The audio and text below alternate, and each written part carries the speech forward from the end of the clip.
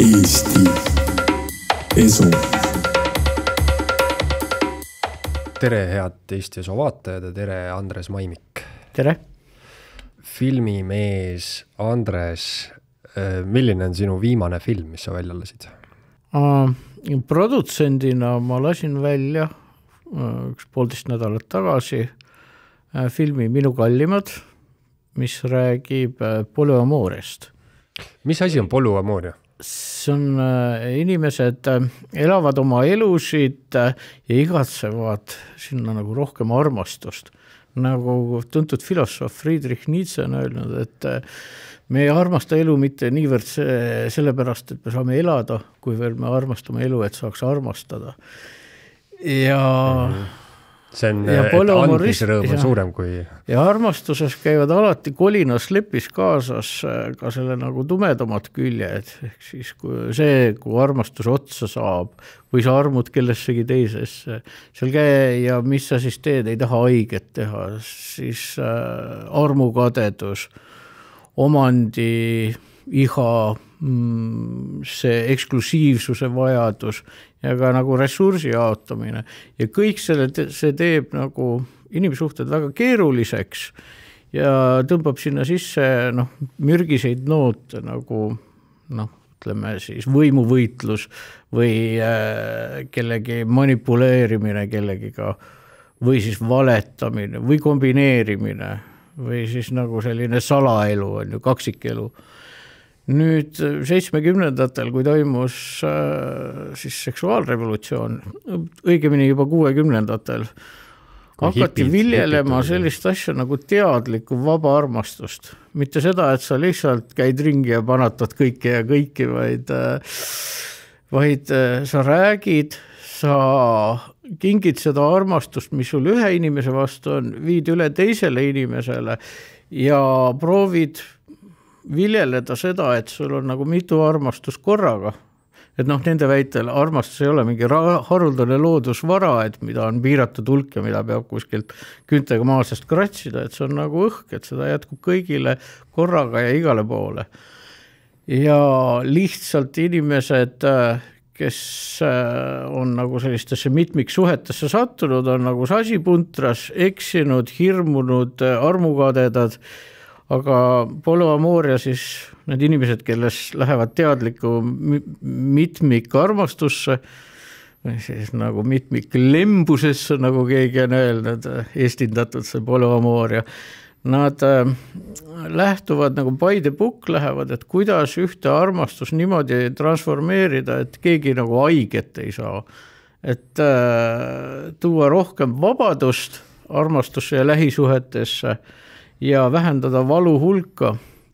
Nüüd ise asi, kuidas selline praktikas, kuidas selline nagu asi realiseerub. Kas inimene oma vigade ja puuduste ja oma neuroosidega tuleb selle ideaalile nagu järgi või on see selline asi, et pealtnäha on kõik nagu happy go lucky, et võtame kätest kinni, oleme üks suur mesilaspere, aga tegelikult on lihtsalt need nagu negatiivsed tundmused alla surutud.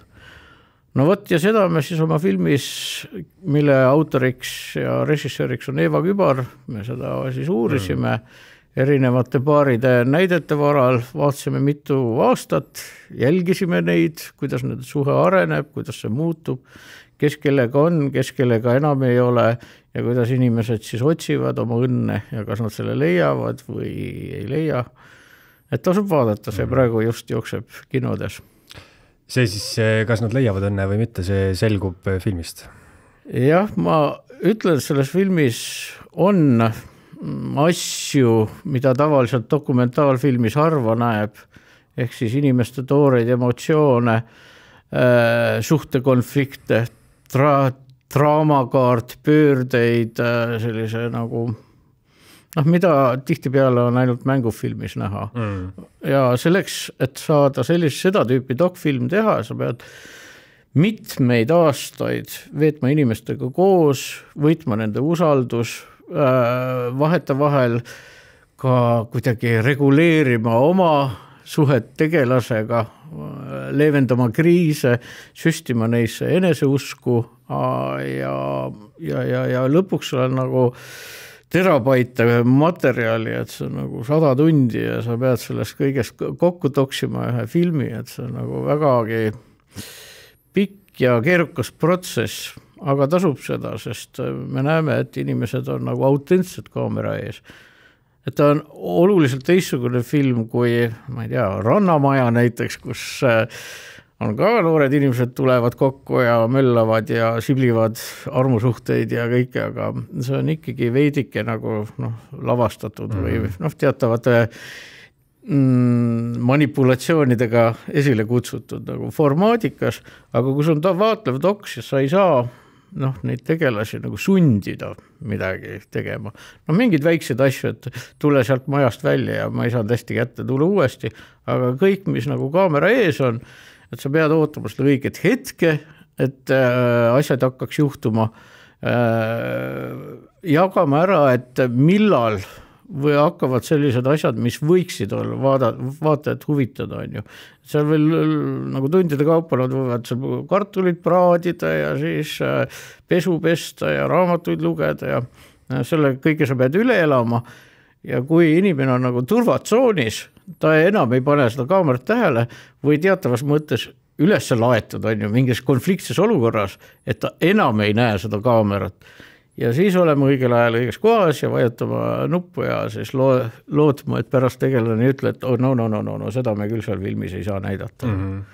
Sellega tuli mul meelde, vist oli see Hitchcocki kuulus tsitaat, et mis asi on film, et film on elu, kust on välja lõigatud igavad osad, näiteks nagu kartuli praadimine.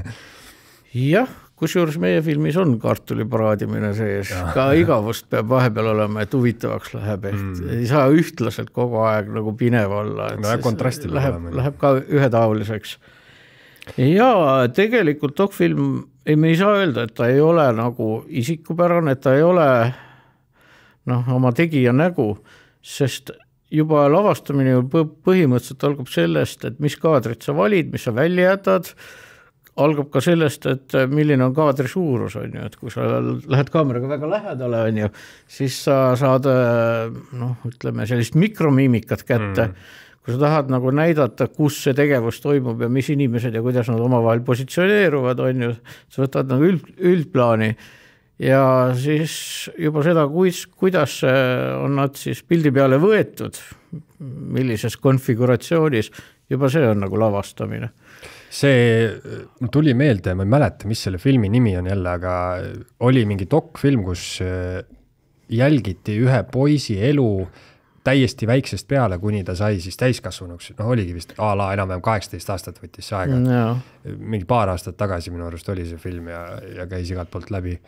Ja sellega siis ka, et filmitegijana sa oled ju täiesti mingisuguses teistsuguses maailmas, et sa käitudki, sa ütlesid, et pead usalduse võitma, et see ei ole puhtalt tehniline see, et millise kaadri valid, vaid sa peadki selle inimesega mingi suhte tekitama pika aja jooksul, et selles mõttes on vist sellise dokfilmi maailm on täiesti teistsugune kui mängufilmi filmimine.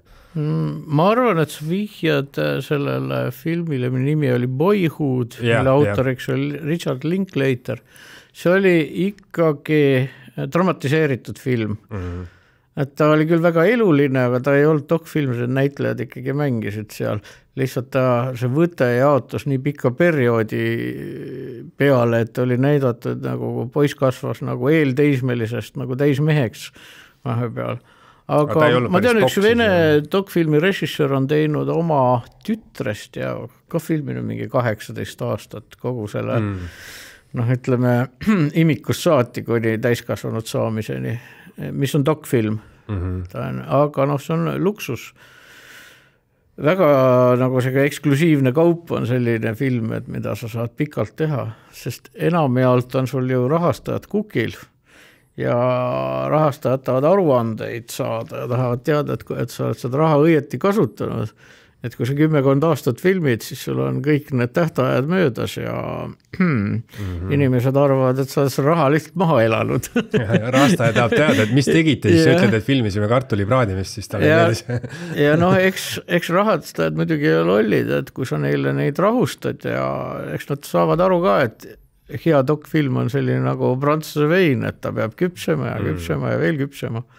Aga kui ta liiga kaua küpseb, võib muutuda äädikaks. Et on selliseid juhtumeid ka, kus sa ootad ja ootad, kas tuleb see film või ei tule see film.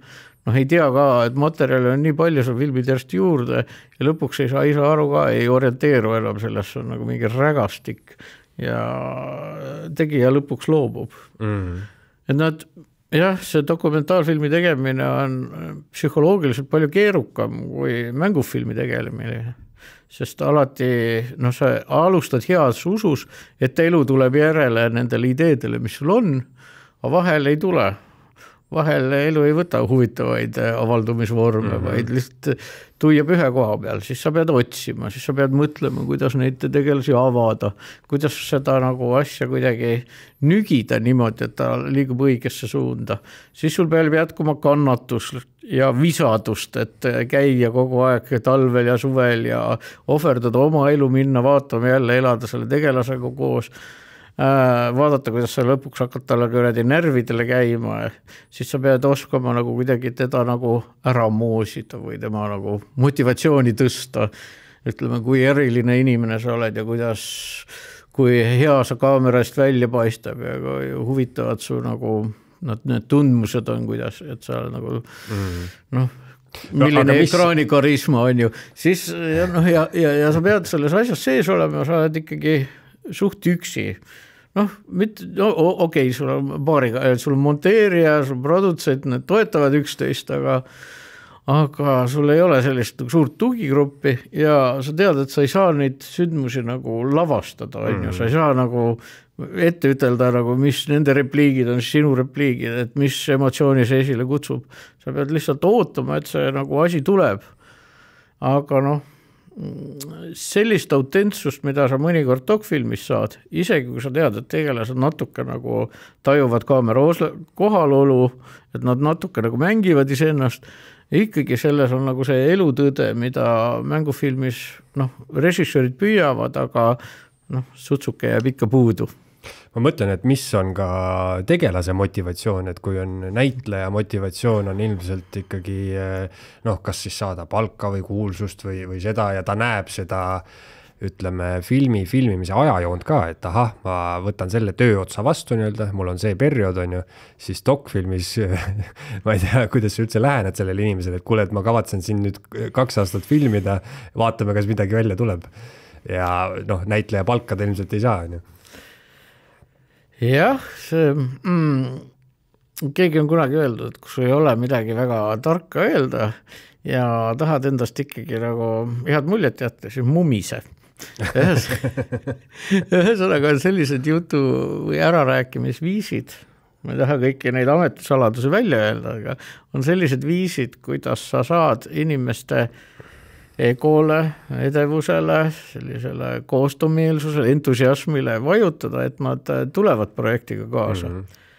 Iseasi, kui kaua seda entusiasmi ja seda edevuse laata jätkub, on ju. Et mõned inimesed on artistlikumad, nii kui sa kaamerat käima paned, nagu tsirkushobun, et paned muusika käima, ta hakkab juba jalgadega galopeerima seal, on ju. Mõned inimesed on tagasihoidlikumad, aga sa tajud ära, et neis on seda sügavust, on ju, nad on kihilised, siis nendele tuleb kuidagi teistele nuppudele vajutada. Üldiselt eestlased on muutunud palju julgemaks. Oli periood, kus sa läksid kaameraga ja siis kõik vahtisid umbusklikud, uksed sulgusid ja just nimelt siis, kui läks huvitavaks, on ju, kui asjad hakkasid toimuma, siis inimesed paned käe objektiivi ette või lõid uksed kinni või siis ütlesid, et ei, see on minu privaatsfäär. No seda on, selles mõttes ma käisin eelmine suvi, tegin elus esimest korda kaameraga tänava küsitlusi, et mul oli mikker käes ja küsisin inimeste käest mingisuguseid spordiküsimusi, aga nii huvitav oli jälgida seda, et ma seisin seal vana heas Tammsaare pargis on ju, koos kaameramehega endal mikker käes, siis nii äge on jälgida, kuidas inimesed kaugelt hakkavad, tagasihoidlikumad inimesed kaugelt hakkavad oma trajektoori niimoodi sinust mööda sihtima, et nad ei taha, et sa näeksid, et nad niimoodi nimelt sinust mööda lähevad, on ju. Aga sinust tekib mingi selline aura tekib ümber, kus nagu tahetakse eemale hoida, on ju. Jah, sõltub, mis kaamera see on parasjagu, on ju. Et kui sul on uhke filmikaamera ja sul on nagu suur võttegrupp ja siis saadetakse 10 kirju, et tahan sinna filmi saada. Nojah, et kui prestiižne on, et kui telefoniga filmid, siis võib-olla üks asi on see, et see ei ole kuidagi nii ohtlik ei näe välja või nii selline suurejooneline, aga teine asi on siis see, et inimene ju mõtleb, et siis on järelikult mingi amatöörne asi. Kaasaja tehnika on selliseks läinud, et telefonid juba teevad päris head pilti, et saaks eetrisse panna küll. Mul sõbral Ken Saanil olid mingid prillid, millega ta ringis käis vahepeal. Ja siis Ken tuleb prillid ees ja järsku ütleb, et hei Meta, shoot Andres. Hei Meta, shoot Mõimik. Ken, milleks sa tegeled? Ja selgus, et tal on nagu Meta, nagu siis see Facebooki mingisugune süsteem on ju, siis tal on siin mingi kaamera siin prilli küljes ja siis see Meta siis käivitab selle filmimise. Aga paraku see päris salajased filmid, see mingi tuluka läks põlema, siis kui see prillid filmisid on ju. Ken tegi mingit oma projekti sellise varjatud kaameraga. Ma just vaatasin üle uuesti ühte Black Mirrori episoodi, kus neil oli see, et neil kõigil olid inimestel paigaldatud need läätsed, mis filmisid absoluutselt kõike ja siis sa said selle lennujaama stseen oli, et kui sa läksid lennuki peale, siis paluti sul tagasi kerida mingi eelnevad paar päeva, siis vaadati kähku läbi, et ega sa midagi ohtlikku ei ole teinud. Ja see Black Mirror on päris hea siuke düstoopia, et sellest tehnoloogilisest maailmast, kuhu me siin läheme oma AI-de ja salvestavate vidinatega ja aiu pandud nagu mikrokiipidega. Et see on üks ESO-inimestel on ka, tere ESO-inimesed, et ringles selline nagu konspiratsiooniteooria, et kohe Elon Musk ja Bill Gates ja kes nad kõik on, need tehnoloogia mogulid hakkavad inimesi kiibistama, pistavad mingisugused, ma ei tea, mingisuguste, panevad sulle veeklaasi sinna mingisuguse mikrokiibi, mida sa isegi ei näe, see roomab sulle aiu, hakkab sul seal, võtab sind üle, hakkab kontrollima. Ja nagu hüper siuke tehnoloogiline parasiitolend, kes siis sinule märkamatult, looduses on selliseid asju, on ju, sinule märkamatult võtab sind üle ja sööb seestpoolt ära. Nojah, praegu on väga palju juttu sellest tehisintellektist, mis võtab inimese koha üle.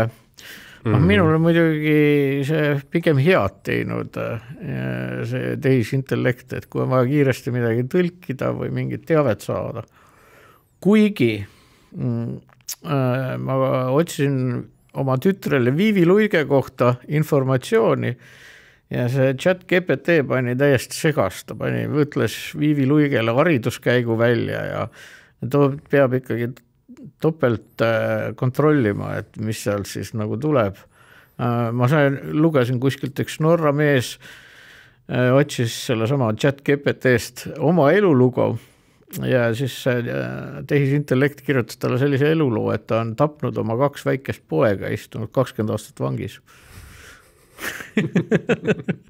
Nii et see pidi olema selle nende tekstirobotite kõige, üks suurimaid miinused on see, et kui sa küsid midagi, mida nad ei tea, siis nad ei vasta, et ei tea, vaid nad pakuvad ise mingisuguse versiooni. Nad on nagu jaapanlased, et kui küsid neil teed kuskil Kyotos, et kuidas ma saan sinna teatrini, siis nad hakkavad sulle mõtlevad natuke, siis hakkavad midagi seletama jaapani keeles ja juhatavad sind ei tea kuhu ja niimoodi järg ja mööda küsid järgmise inimese käest, jälle juhatatakse kuhugi ja lõpuks küsid, no ma küsisin selle Mikael Lotmani käes, kes seal Kyotos elas, et mis toimub, et miks ma ei jõua kunagi kohale, olgu see taksojuht või teejuht, sest et sellele kultuurile on omane, et suurim ebaviisakus on, kui sa annad nagu mõista, et sa ei tea. See on nagu ülbusega umbes võrdne. Väga huvitav, jah. See on sarnane siis tehisintellektile tõesti. Me ei taha nüüd jaapanlasi kuidagi tehisintellektiga siduda, see on lihtsalt selline kultuuriline eripära. Jah, aga kas sa kujutad ette, et näiteks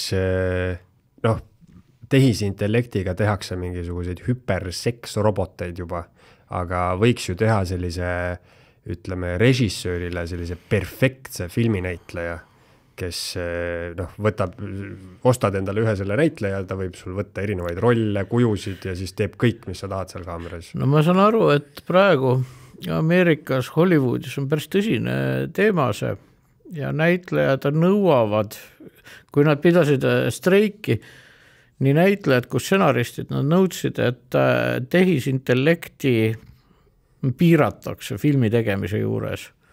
Et sellel on kindlad reeglid, mida sa saad teha ja mida mitte. Et see sinu hääl ja sinu nägu ja kõik on sul ikkagi nagu sinu oma on ju, copyrightiga kaitstud, sa peaksid selle eest nagu tasustatud saama, sa peaks teadma, mis toimub.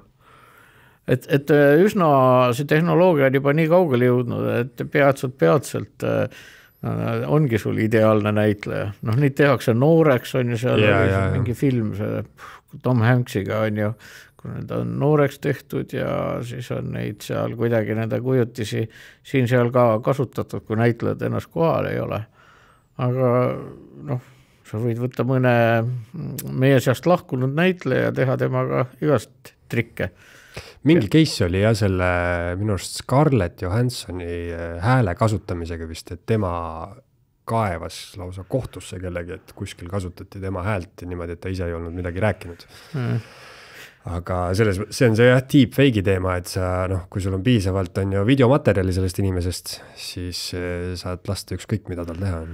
No mina katsetasin ühe häälerobotiga, et võtsin nagu erinevate inimeste hääli, mõned olid tuntud, mõned mitte. Ühte Eesti näitlejat katsetasin, tuli päris lähedane nagu hääle tämber, aga ta kõneles kuidagi puiselt nagu soome aktsendiga. Ta tekstirobot veel ei ole, eesti keel on ilmselt nii tühine selles nagu suures tehisintellekti maailmas, et see täpselt seda hääldust ei ole veel need tehisintellekti masinad ära õppinud. Ja samamoodi pildiga on ju, et räägitakse, et kui sa ära tahad tunda, siis vaata videopildi käsi ja sõrmi, et sõrmi ta ei suuda veel taas luua nii hästi, et seal on kas 6 sõrme või nagu selline Läti stiilis. Ja Donald Trump tegi ju, või mitte tema, vaid keegi tema seal Minionidest tegi ju selle tehisintellektiga selle video, kus Donald Trump on suurega kaasa üle võtnud, teinud sinna kullast ja karrast mingisuguse sellise Riviera on ju. Aga see oli nii lohakalt tehtud, et seal oli vahepeal pandud mingid kõhutantsu naised, nendel oli mingil põhjusel abe ette jäänud. Andres, räägi sellest, et kui filmi teha, siis milline on sinu meelisroll selles, et sa oled teinud väga erinevaid asju, sa oled olnud režissöör, produtsent, stsenarist, näidelnud ise. Milline see kõige ägedam roll on? No näitlemisega on selline lugu, et ma pole näitlemist õppinud ja ma ei näe ka ilmselt selline standardne näitleja välja, et ma pean endale ise suuresti rolle kirjutama. Ja loomulikult ma tahaks sellist romantilist või eksistentsiaalset kangelast mängida, nagu mu sõber Rain Tolk, et sa isa on kuskil Lasnamäe rõdul, tuul puhub ja suul puhub hinge ja pakitseb aga paraku mul sellist rolli ei pakuta. Küll aga aeg-ajalt keegi helistab, ütleb, et mul oleks vaja ühte perverti või ühte kellegi vaimuvaegurit. Miks mina? Sa oled nii lahedalt, näed välja ja sa oskad neid asju. Siis ma olen mänginud sükst opakaid ja natuke kahtlasi tegelasi. Ja sageli on niimoodi, et tuleb endale, et oma seda näitlejedevust rahuldada, tuleb endale filmiroll kirjutada, mida ma jõudumööda siin seal olen teinud. noh nagu Hitchcocki, et korra käid üle ekraani ja saad ja nagu David Lynch ka. No David Lynch jah, paljud autorid.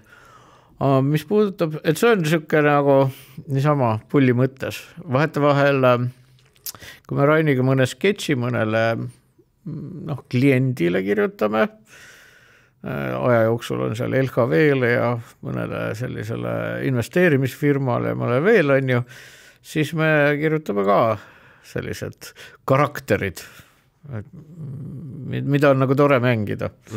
Siis me saame natuke raha ka selle eest. Aga üldiselt ma sellele ei panusta, sellele karjäärile. No üldiselt inimesel peab mitu ametit olema, et kui üks ära kukub, siis võtad teise, et ma nagu müüri laon, ütleme, väga hobi korras ja vahel tuleb sirge enamasti kukuvad need tellised varsti laiali sealt. Tisleri tööd ma teen ka nii, et midagi ma kokku naelutan, aga seda ma seal kuskil Lindarar laadal maha ei müü. Ja ei ole viitsinud nagu teisi korralikke ameteid õppida, siis ma nagu sumisen selle audiovisuaalse meediumi ümber. Ja mulle iseenesest meeldib nagu mitmeid asju teha, et see teeb elu nagu vaheldusrikkaks.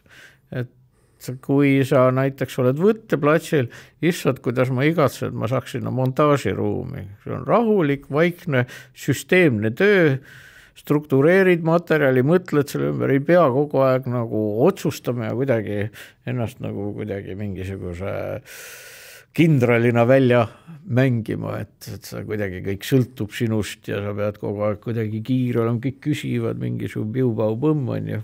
Et siis ma lasen oma pärast selle introvertse mina nagu valla ja sa istud seal ja oma montaažiboksis ja rüpan kohvi ja pärast lähen rahulikult koju.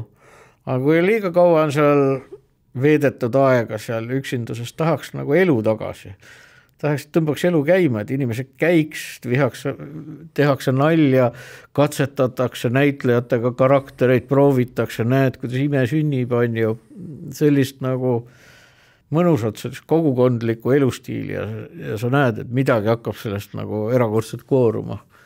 Näiteks nagu me tegime filmi Aurora, on ju, ja see oli selline pikaajaline protsess, kus me näitlejatega väga põhjalikult töötasime nende karakteritega kallal ennem ja siis lasi peale nendel nagu dramaturgilistel olukordadel sündida, ilma et nad oleks stsenaariumit isegi näinud, on ju.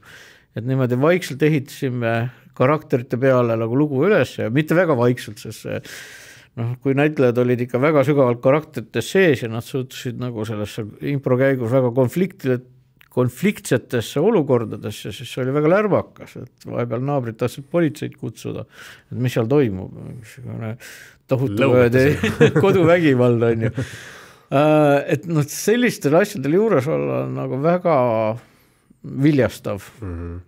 Ja samas, kui teha dokumentaalfilmi, on kahvega vahel päris raske, isegi produtsendina sa vaatad, kuidas raha sul vaikselt ära kulub, ei tea, millal see film valmis saab, vaatad, kuidas nagu need suhted lagunevad, on ju, inimeste vahel, tegijate vahel ka vahete vahel.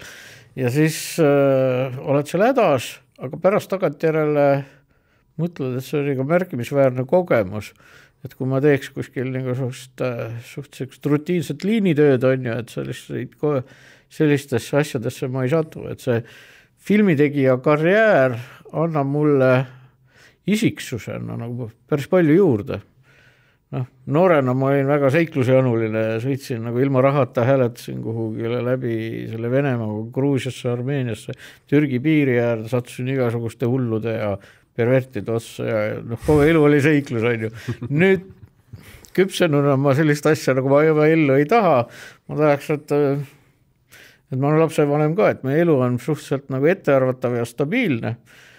Aga sellist seikluslikku poolt toobki mu elukutse siis sellist vaheldust minu ellu, et nagu tore. See on ja selline, ütleme, ma ei tea, töökorralduslik küsimus, et näiteks ma olen mõelnud ükskõik millise organisatsiooni peale, siis tihti peale tippjuht palgatakse sinna organisatsiooni väljast poolt ja justkui võib-olla siis töötajatel tekib küsimus, et mina olen siin ettevõttes näiteks olnud kõige madalamalt tasemelt ennast üles töötanud, et miks mind ei võeta sinna, et mina tunnen selle nagu valdkonna kõiki nii-öelda kihte, on ju.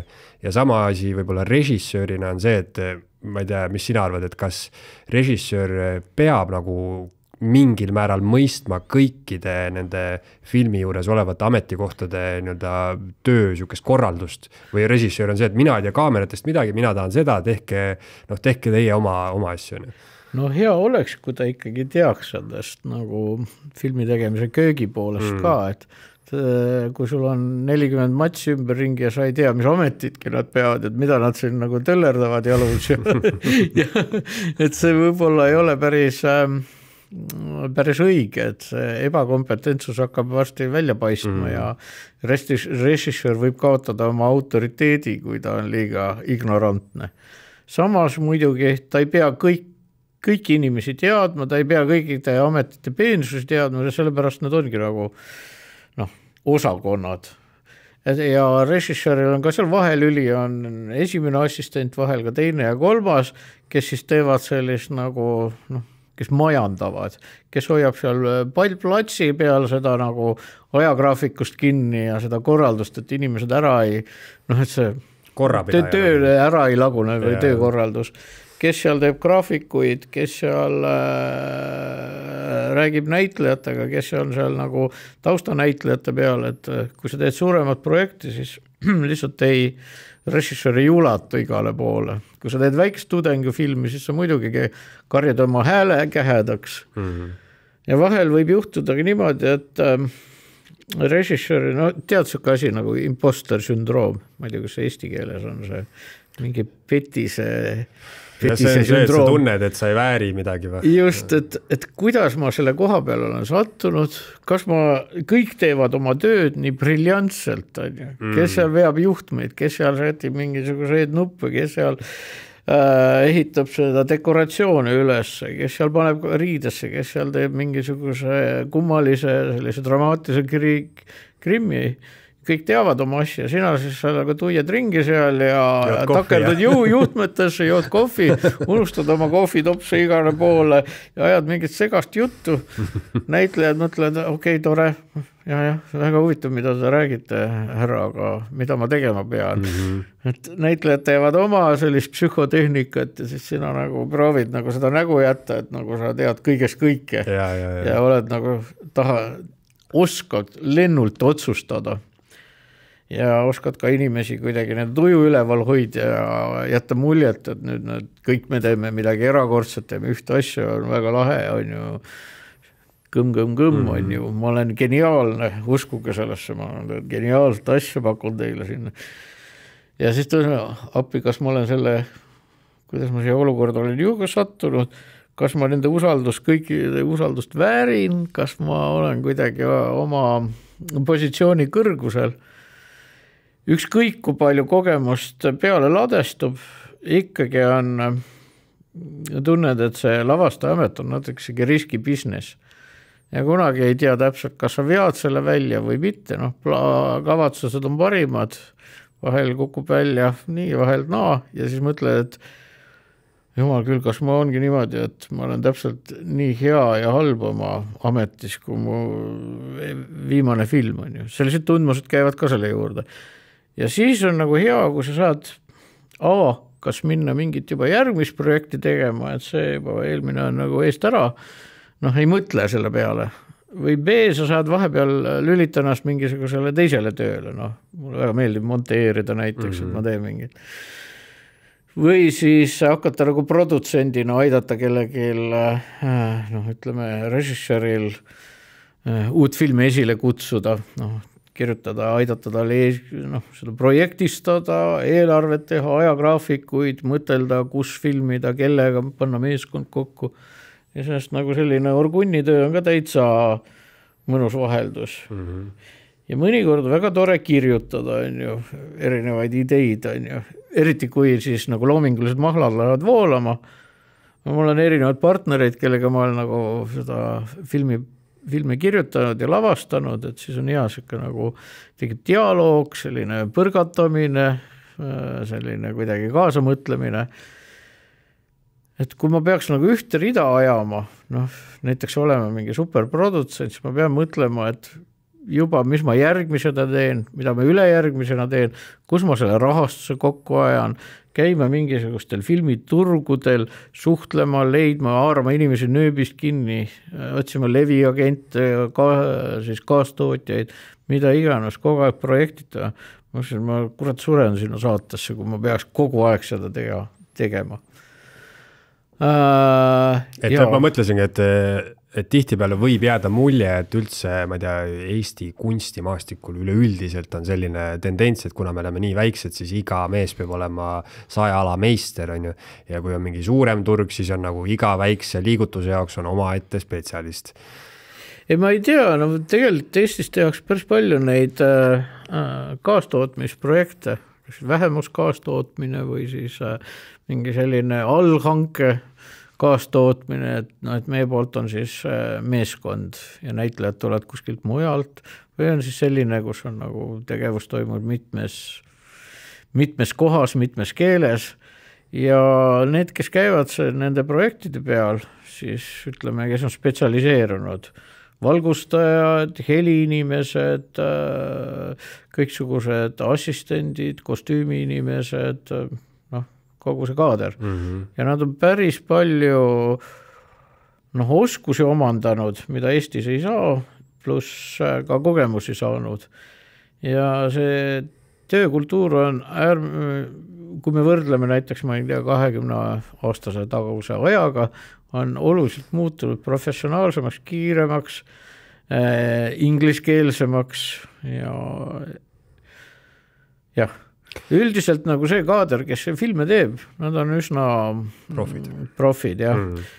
Vahel juhtub niimoodi, et kui tuleb palju projekte see koha, nad ei saa neid inimesi kätte, kõik on millegi peale ja need välisfilmid on teatavasti toovad suuremalt kapitali sisse ja ka ütleme inimesed, kui teil on valida üks kohalik natuke pissu eelarvega Eesti film ja siis mingisugune nagu korralik Tenet on ju, siis nad ikkagi trügivad sinna Teneti peale, mis siis, et Eestis pakutakse neile võib-olla valgusmeistri kohta ja seal on ta lihtsalt mingisugune elektrik, kes juhtmeid ühendab. Tulles korra teise teema juurde, siis mis pervertidega sa seal Türgi piiril siis kokku sattusid, kui sa sinna hääletasid? Meil oli selline elu on ju. Käisin Tartu kunstikoolis, mul oli seal sama ja ma olin üsna selline boheemliku kalduvusega. Sain 15 aastaselt kodust minema, läksin Tartusse elama, elasin tädi juures, siis elasin kuskil kuradi keldrikorteris ja meri oli põlvini on ju, tüdrukud ja vein ja poeedid ja kõik see asi tulvas peale. Ja siis see tõstis minu sellise nagu minu ja mu sõprade sellise enesekindluse või sellise nagu seikluslikkuse nagu laeni ja sul puudusid veel elus nii valusad kogemused, et sa võid kuidagi ära vägistatud saada või maha löödud saada või jumal teab midagi.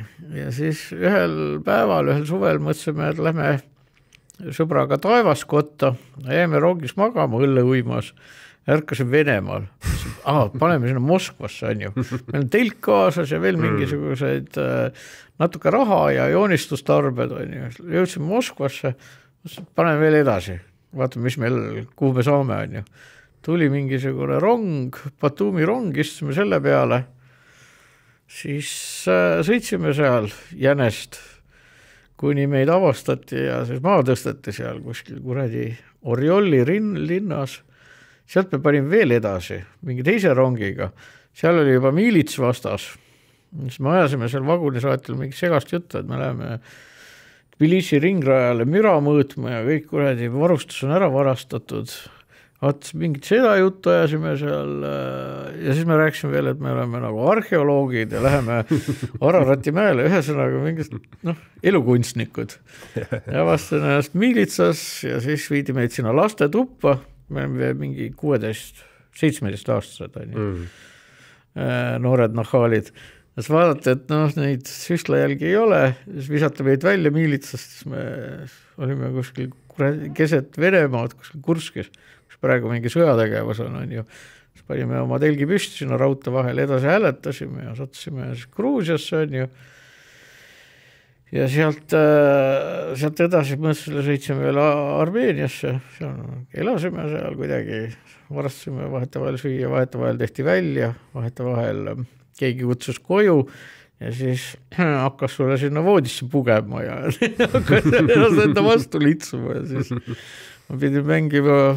Need olid vanad tal oli mingisugune Kristuse pilts, ma hüppasin selle all, ütles, et mängisin, et ma olen nagu süvausklik ja olen nagu kuidagi nagu Jumala nimel hoia eemale. Ja siis kuskil lihakarnis mingid mehed vaatasid a või drug zaebjate, da? Oi kurat. Et satsime mitmel korral sellisesse olukorda, see vahetevahel mu sõber, ühel hetkel mul see sõber nagu ütles, et et mingi taheti minu eest maksta, mul sellised valged lehvid juuksed. Sa ei hakka mind praegu siin kupeldama, lõpeta ära. Ikka midagi seal manipuleeris. Ja see oli see praegune linn Vladikavkas, toona kandis nimi Orjonikitse ja järsku mingi mees hakkas mind sinna jaama peldiku poole lohistama. Ja siis me kuidagi rüselesime seal ja siis ta tahtis mul kuidagi näppe silma ajada.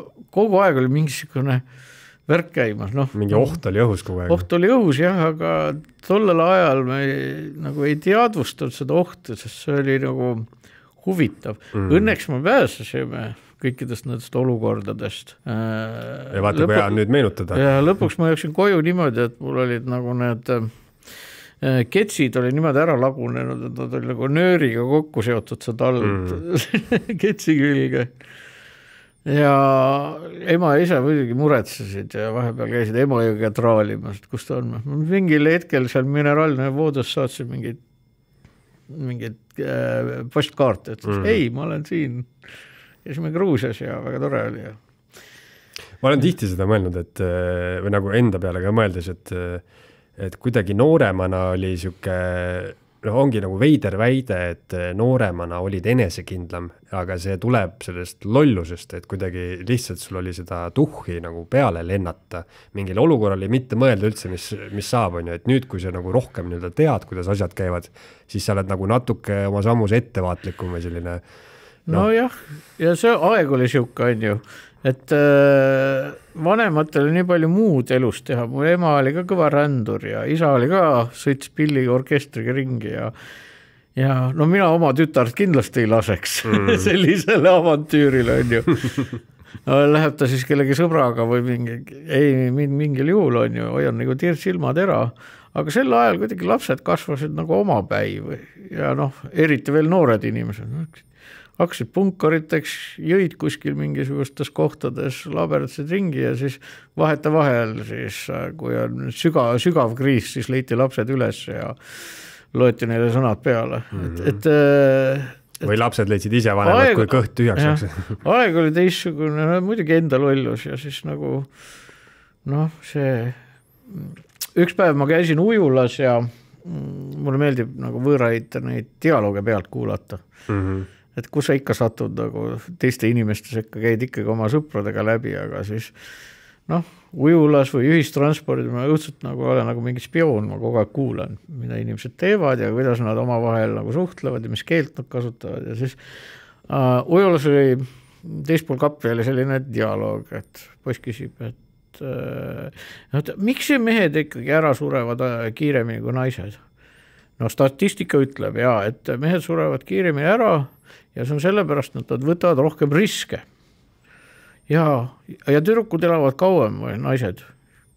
Ja elavad kauem, jah, niimoodi on välja uuritud, jah, et nad elavad turvalisemalt, nad kalkuleerivad rohkem oma riske ja oma elu ja nad ei võta nii palju. Ja ikkagi poisid ja siis nad ronivad igale poole ja teevad igasugust hulle asju ja nii kui sina praegu, mis sa ronid sinna kappi ja paned kinni, võt täpselt sellepärast sinusugused surevadki kiiremini. Lähed sinna kappi, tõmbad ukse kinni ja lämbud ära sinna. Ja. Statistika kinnitab seda. Tõsi, jah. Selle kohta ma olen ka kuulnud, et huvitav fakt, just kui testosteroon on meeste tervise näitaja, et mida rohkem seda on, siis seda tervem mees on ja mingi uuring jälle tehtud, et need mehed, kes suitsetavad, neil on rohkem testosterooni ja see tähendab seda, et mitte, et nad on tervemad, vaid nad on lihtsalt riskialtimad ja neil on nagu rohkem pohhu sellest, et nad justkui lõhuvad enda tervist siis on ju, aga esimest korda, kui ma kuulsin, siis on see täiesti nagu äraspidine loogika, et kuidas saab olla mingi tervis ja siis tervist rikkuv asi nagu omavahelises seoses on ju. Ma selleks peab olema teise ameti esindaja. No põhimõtteliselt see ongi see, et kõike on võimalik mingite arvude või mingite seostega nagu ära tõestada. Ja no need hormoonid on ellu kutsutud selleks ikkagi, kui me võtame evolutsiooni psühholoogiliselt, et kõik meie elu funktsioonid ja kõik meie need isegi kalded või probleemid on algselt mõeldud, et see kohastumine ja ellujäämine kui liik on ju. Et Richard Dawkins kirjutas raamat Isekas geen, kus ta nagu tõestab ära, et see, mida meie nagu geneetika meile ette ütleb, ei pruugi olla meile kui indiviidile nagu ellujäämiseks vajalik või kohastumiseks. Et miks me näiteks depressioon on see, mis hoiab sind ära ohtlikesse olukordadesse sattumise, et tõmbab sind tagasi ja hoiab sind maad ligi selleks, et sa nagu organism ellu jääd. Samal ajal sinule kui indiviidile see on nagu tohutult raske, aga nagu pikas plaanis on see sinna programmeeritud selleks, et kuidagi siin nagu säilitada. Sammuti nagu hull julgus või tohutu raev viha, mis tekitab seda sama enesehävituslikku käitumist. Et kõikidel asjadel on oma põhjus selles geneetilises paketis, lihtsalt need vahetevahel läheb tasakaalust ära välja, need hormoonid näiteks ja inimese nagu indiviidile on see nagu ohtlik käitumine, aga kõik need hormoonid on mingis osas nagu vajalikud. Räägitakse, et see armastuse või see hoidmise ja läheduse hormoon oksüdotsiin, et see paneb inimesi, nad hoiavad oma lapsi, lähedasi, kaitsevad, nad tunnevad nagu suurt kokkukuuluvust. Samal ajal see hormoon, kui ta on paigast, ütleme, teda on liiga palju, tekitab nagu kadedust ja vihkamist nende nagu teiste vastu, kes ei ole sinu nagu lähiringis. Või siis me ju kõik teame, mis on dopamiini sõltuvus, et see on nagu hea mõnuaine, aga vahetevahel sa jääd konksu otsa, et sa pead kogu aeg suuremaid laenguid saama. Või adrenaliiniga on ju, et väikses kogus on mõnus, tõmbab sul nagu elu käima, tekitab sulle erutust, teed mingisugust veesuuskadega sõidad või whatever on ju. Aga mingil hetkel hakkavad inimesed täpselt lähevad ilma köieta kuhugile kalju peale ronima ja kukuvad potsti alla ja saad surma on ju. Ja see on huvitav see, et kuidas inimese bioloogia on ehitatud puhtalt sellel eesmärgil, et või kogu eluslooduse see süsteem on pandud sellele püsti, et just kui jätkata on ju elamist ja jätkata siis ka enda liiki või mis iganes ja siis on huvitav mõelda nendele ühiskondadele, kus meil läänes on hästi individualistlik lähenemine, nagu sa ütlesidki, et indiviid on hästi oluline, aga näiteks mingites maades on rohkem see kogukond on võib-olla tähtsam, et ma ei tea, kohtades, kus näiteks sul raiutakse käsi maha, kui sa midagi varastad, on ju, siis indiviidile see on väga halb ja väga julm saatus tundub, on ju, aga kogukonnale, ilmselt seal nii palju ei varastata siis, et nagu on, nii-öelda ohverdatakse see indiviid selle nimel, et oleks kõigil parem, on ju. No tegelikult me saame rääkida, aga ühiskonnas on sellised reeglid sageli, et ütleme need, kes siis ühiskonna valvurid on või kes seda nagu norme ja reegleid üleval hoiavad, tavaliselt võimu juures inimesed, siis kas siis nagu moraalsed liidrid, päris liidrid, majanduslikud liidrid, on ju, riigimehed, siis et mõnes ühiskonnas, kus teatakse, et need sisepinged on nii suured, sa saad üleval hoida see põhimõtteliselt nii nagu ahvikarja, on ju, see alfa isa hoiab, et tema on nagu boss ja siis ta kargab ringi suure kaikaga ja nüpeldab neid, kes kuidagi tema vastu midagi mahineerivad. Ma vaatasin dokfilmi Šimpansites seal täpselt niimoodi, et see alfa koht ei olnud nüüd nagu lõputult, et keegi on alfa ja siis ta ongi nagu kuni surmani, seal käis tohutu nagu poliitika, nagu sobingute tegemine, oma koalitsioonid, kõik kuidagi, aga kuni kaua sa olid alfa, sa pidid kogu aeg hoidma seda karja vaos. Lisaks sellele, et pidi langetama otsuseid, vaatama, kas kellegagi sõtta minna või mitte, otsima paremaid territooriume, siis näitamagi, et siis ta peab kogu aeg tegema seda, mis on displeid, on ju, näitama, et mina olen kõige suurem ja kurjem isane ja siis profüglaktika mõttes aeg-ajalt kellegi väiksema isase läbi peksma, läbi keppima kõige pandavamad emased põhimõtteliselt ja siis ja saad aru, et ega me nüüd nii kaugele evolutsioon ei ole viinud meid sellest ahvikarjast, kui me tahaks mõelda, et see dünaamika, ütleme grupisisene või ühiskonnasisene dünaamika on küll natuke komplekssem, aga need nagu juurpõhjused ja need nagu mõjurid on suht sarnased sellele.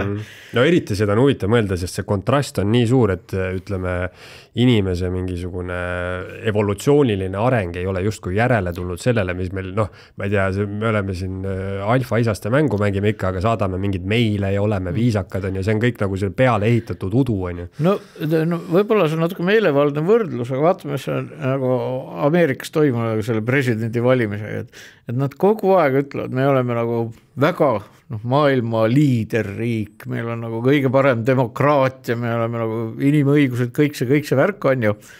Mingil põhjusel valitakse üks selline mees, kellele meeldib kätega vastu rinda peksta ja hüüda, kui kõva mees ta on, nagu isikuna.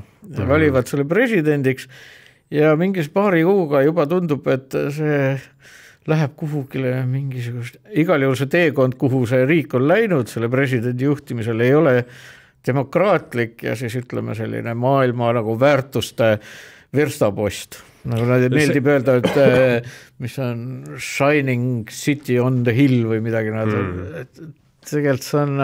See tundub mulle sellise täiesti paratamatu ühiskonna mustrina, et kõik käib justkui pendel. Ütleme, et kui ameeriklas muidugi hästi popp rääkida igasugustest liberaalidest ja konservatiividest, aga et kui ühiskond läheb hästi-hästi liberaalseks, siis mingi hetk on kõigil kopp ees, põmm läheb tagasi konservatiivseks ja see on nagu lõputu selline, umbes nagu majandus käib üles-alla, et see on täiesti, ütleme, universumi tavaline muster, et sellest ei ole nagu mitte mingit pääsu.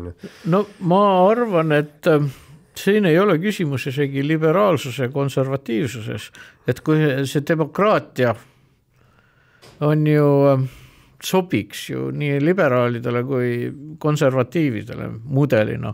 Need põhiväärtused on ju, et sul on heterogeenne ühiskond, on erinevad huvid, on erinevad vaated, me laseme kõigi häälel kõlada ja on selline siis kas konsensuslik või proportsionaalne, et kes on kelle hääled on natuke valjemad, nendel on nagu rohkem võimu. Nüüd me paneme sellise unitaarse või sellise totalitaarse ühiskonna või autoritaarse, seal on siis üks boss on ju ja teised peavad olla siis nagu alluma ja need, kes sul on nagu vastas mõtlejad või nagu need teisiti mõtlejad, neid surutakse kuhugile äärealadele ja kiusatakse tagasi ja nende häält lämmatatakse. Et konservatiivsed on jah, need, kes rõhuvad rohkem sellele, et meil on nagu nii palju me oleme ka arenenud nii palju, meil oleme jõudnud nagu sellisesse tasakaalu, et me ei viska seda vana ära, ei lähe kohe krabama mingisugust uut ideaali, et see ideaal võib nagu meie elulaadi vussi keerata. Ja siis liberaalid ütlevad, et me peaksime olema tulevikku orienteeritud, et igal ajal on omad nõudmised ja ootused, et me peame olema valmis muutuma ja uusi vastu võtma ja peame olema nagu kaasaegsed või tulevikku suunatud. Teoreetiliselt mõlemad pooled on igas inimeses ja igas ühiskonnas olemas, aga nüüd, kui tuleb mingisugune Putini moodi tegelane ja rahvas hakkab teda järsku õudselt armastama või trupi moodi ja siis ta on sinna nagu kännumampel istutatud sinna ja ei teagi, millal ta sealt ära läheb, et siis see ühiskond hakkab, siis ta on tunda, et kui habras tegelikult see demokraatia on, et sa ei pruugi üldse olla, et meil nüüd on nagu see täiesti paigas ja võimude lahusus ja proportsionaalne esindatus, nii et piisab tuleb üks mingisugune boss ja võtab oma minioonid kaasa ja järsku saatada upsti.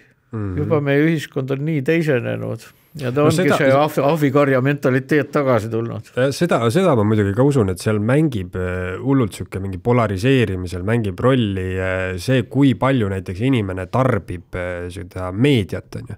Et kohe on aru saada tegelikult, nagu sa ütlesid, et igas inimeses on mõlemad need osad olemas ja enamus inimesi, kes on siuksed tavalised, normaalsed, mõistuslikud inimesed, nad on ju kuskil seal keskel, on ju. Nad saavad mõlemast poolest nagu natukene aru ja nii edasi, aga siis on mingid äärmused, mida kajastatakse tohutult suureks, sest see on lihtsalt see müüb, on ju, konflikt müüb ja siis mingi hulk inimesi läheb nagu tohutult sellega kaasa ja nad nagu kuidagi unustavad ära, et kes me nagu tegelikult oleme, enam-vähem kõik langevad kuhugi keskele. Ja inimesed on tihti peale nagu kas siis ise vabatahtlikult passiivsed või ka võim tahab, et nad ainult siis nad oleks aktiivsed, kui neid on vaja võimule valida teatavaid poliitikuid, aga siis juba rahvas tõmmake eest ära, et las me nüüd valitseme, on ju. Ja väga arva on sellises ühiskonnas selline energia liikumas, et inimesed tulevad tänavale ja nõuavad oma õigus. Me oleme kaasa elanud, et seal Ukrainas oli see Maidan või Gruusias või kuskil, kus rahvas nagu ka see, kui Valgevenes taheti nagu seda vana pässakat, seda Lukašenkot eest ära lükata, on ju, rahvas oli tänava. Me elame kaasas, see on selline nagu romantiline tunne, et lõpuks korraks on inimestel, inimesed on subjektid, nad midagi saavutavad, nad marsivad ennast vabaks või võitlevad vabaks. Aga vahel see õnnestub, tihti peale see ei õnnestu ja siis nad tõmbavad tagasi jälle igaüks oma kookonisse ja see energia on läinud ja need, kes need on suuremad ja kurjemad, kellel on nagu rohkem ressurssi ja võimu käes, siis need on seal ees otsas. Ja loodusseadused tulevad umbes nagu seal ahvikarjas, et ikkagi kui sa oled, ma ei tea, sündinud väiksema ahvina, siis ükskõik, sa ei saa midagi teha, kui üks on suurem. Aga Andres, ma tahtsin selle kohta ka küsida, et Jan Uuspõllu filmi kohta on, mina ei tea, räägitakse, et ei olnud hea film ja nii edasi, et kui palju sa ise jälgid tagasisidet, kui sa oled mingi filmi teinud ja siis muidugi kõik hakkavad ju selle kohta midagi arvama, on ju. Kui palju sa seda ise jälgid ja kui palju see sind mõjutab? Mitte eriti. Ei jälgi? Ma tõmban, vahel ma lülitan kõik kanalid välja. Mingi vaimse terviklikkuse huvides.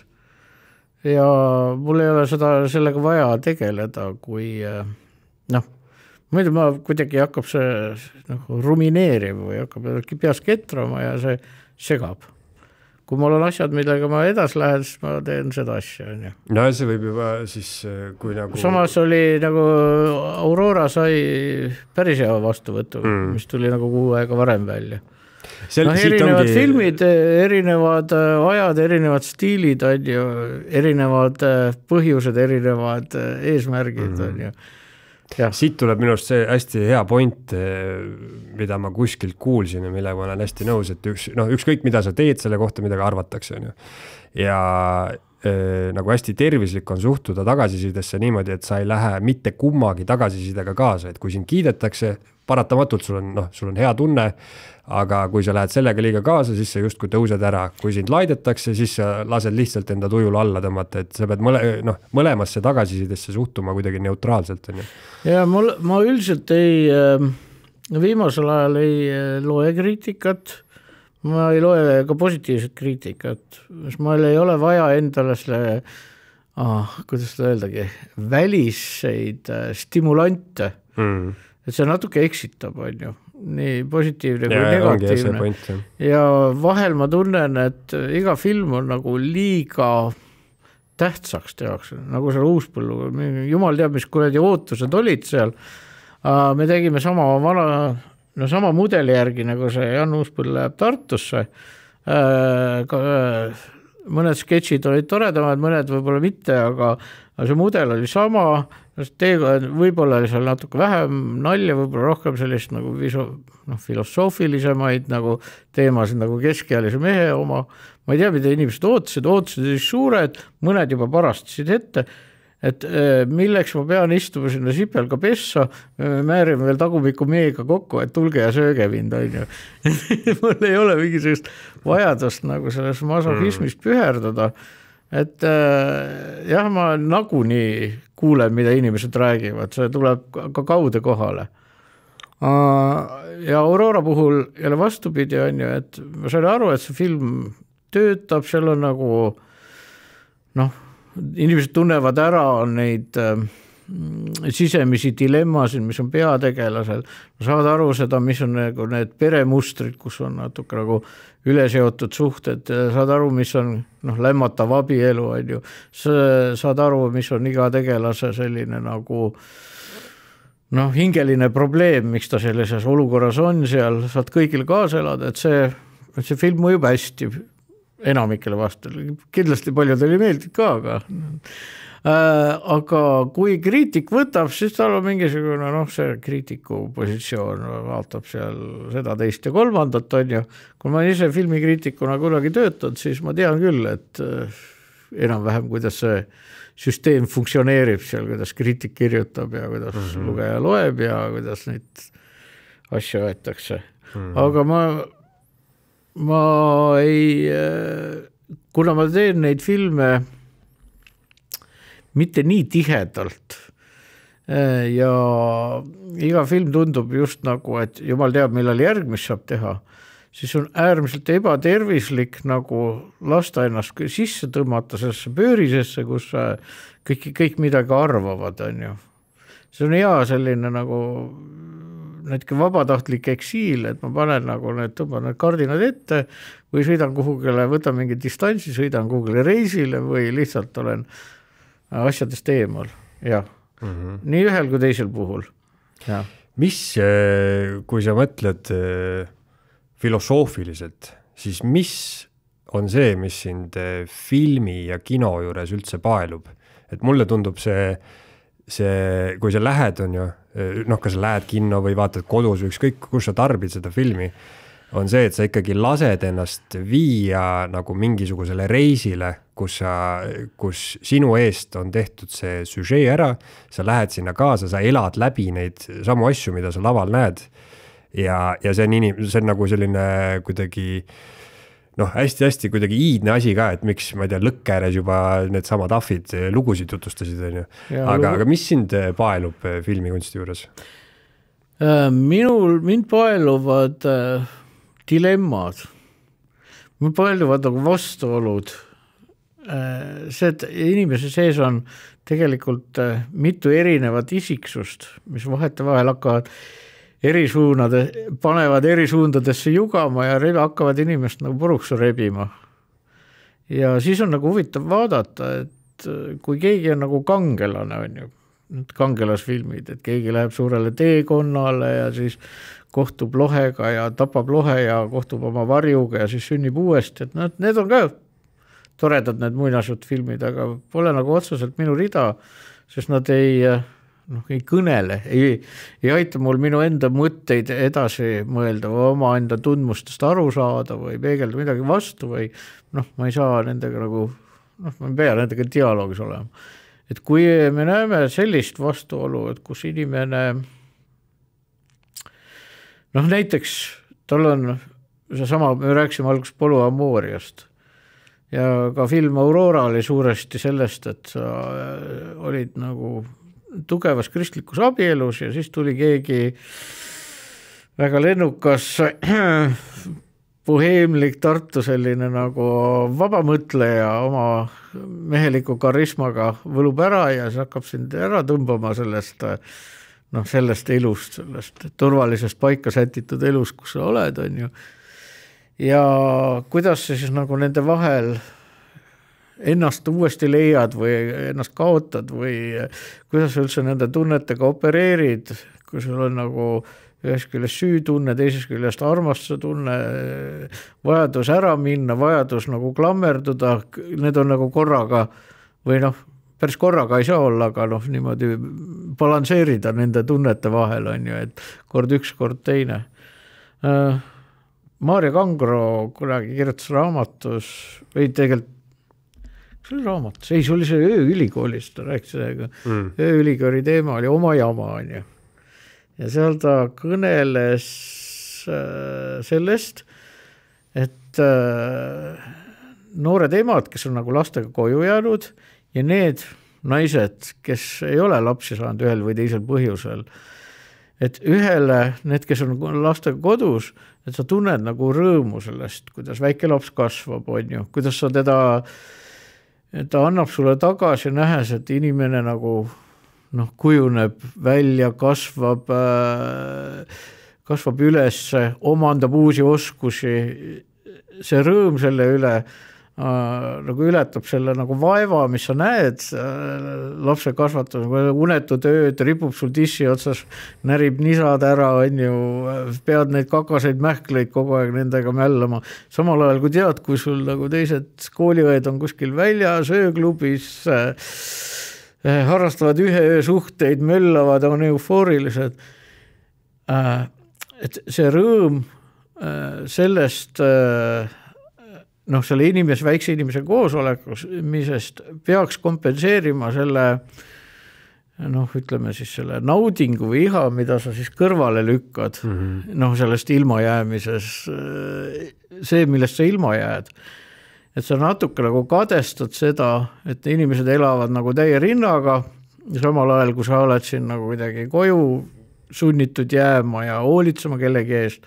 Ja vastupidi, need, kes on siis nagu selles naudingumaailmas, nendel peaks olema nagu kadedus nende ees, kes saavad seda puhast rõõmu tunda, sellist nagu puhast ja natuke karget rõõmu, siis oma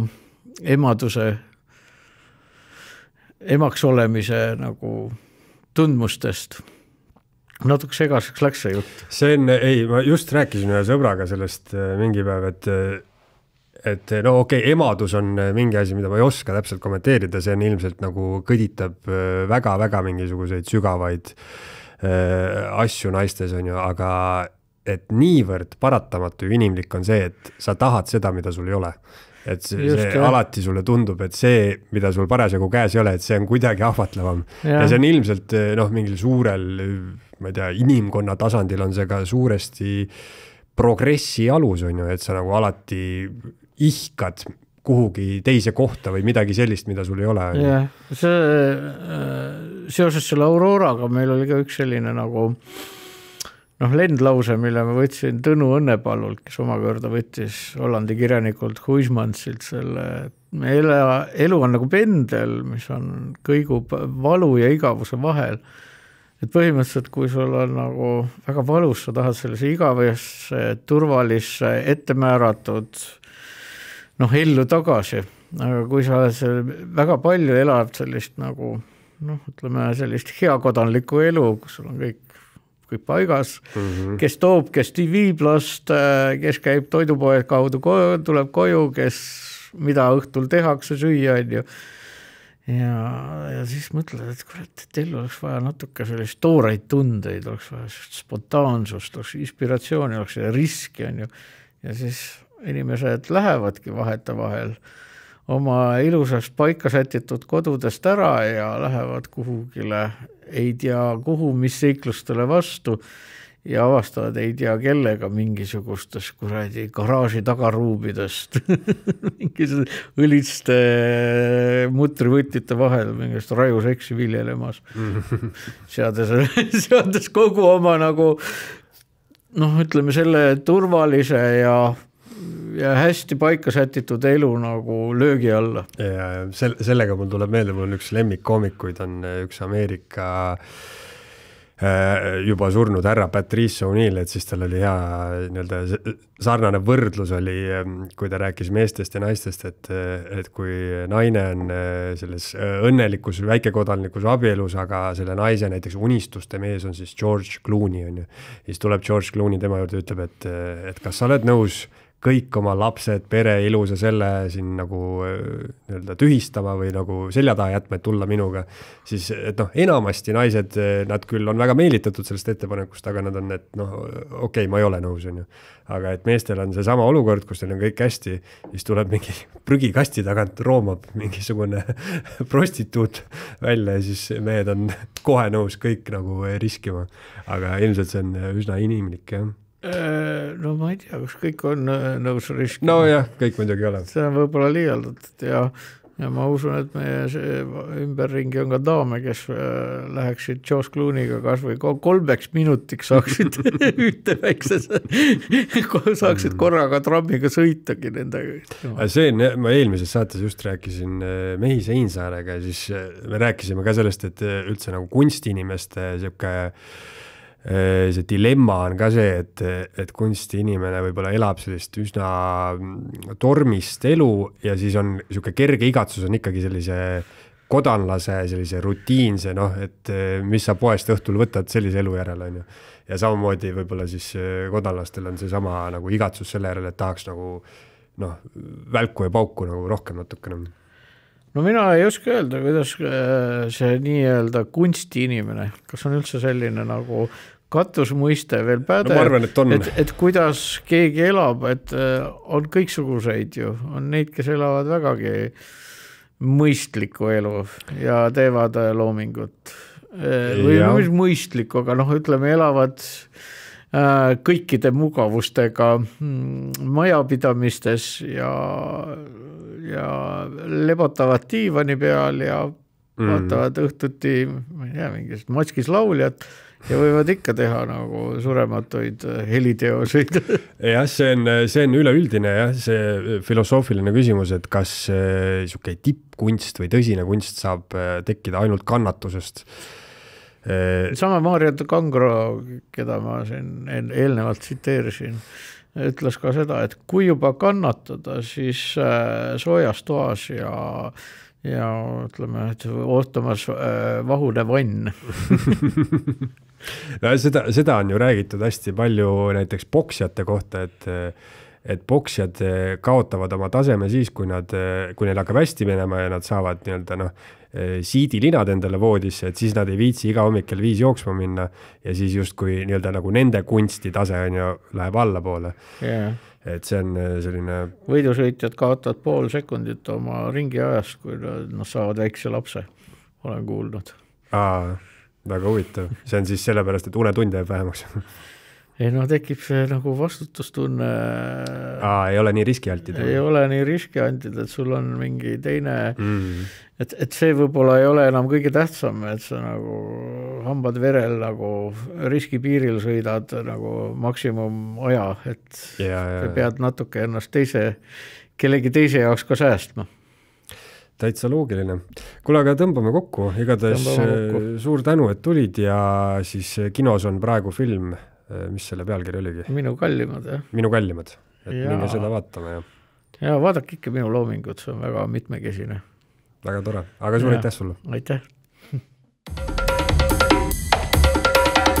Eesti Esu.